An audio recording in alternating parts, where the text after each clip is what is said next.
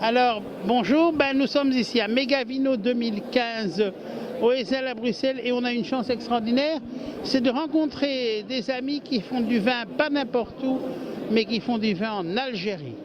Algérie, une grande région de vin, un pays qui a connu une histoire un peu mouvementée, et nous sommes avec Roland qui vient de la Bourgogne et qui est maintenant un des grands vinificateurs de l'Algérie. Roland, bonjour.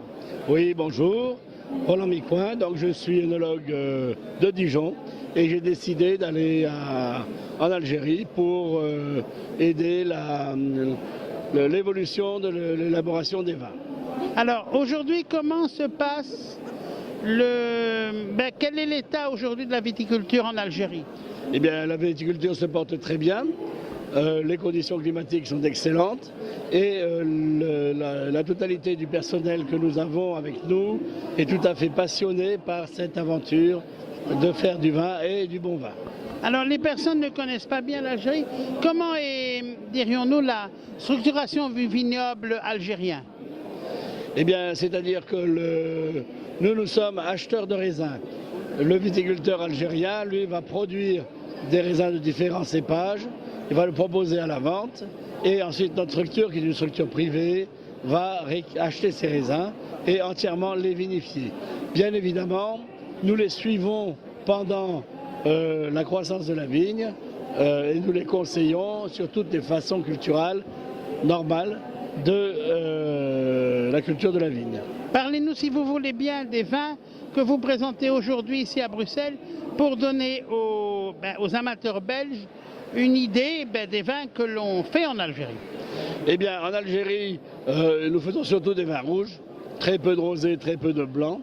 Et sur ces vins rouges, nous avons sélectionné 3 vins ici que nous vous présentons, qui sont derrière moi.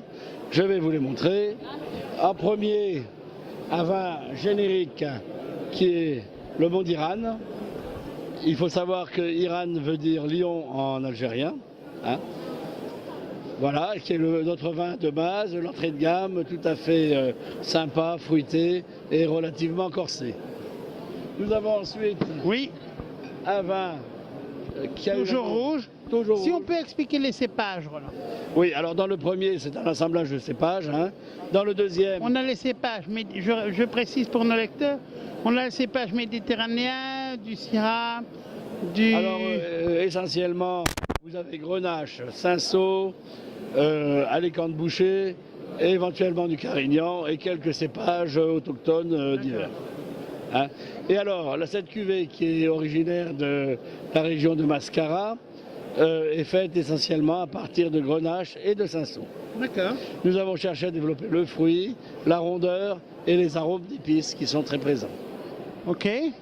Troisième vin.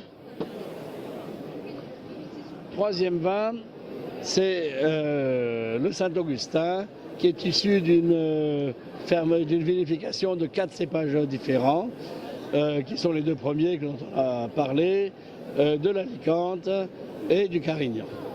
Ce vin développe un soyeux et une rondeur en bouche absolument intéressante. Oui.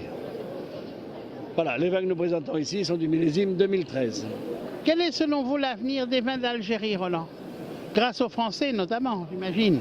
L'avenir est devant lui, à savoir que depuis peu, la société Grand Cru de l'Ouest a décidé de viser l'exportation et de pouvoir présenter sur des salons internationaux comme Bruxelles des vins de qualité.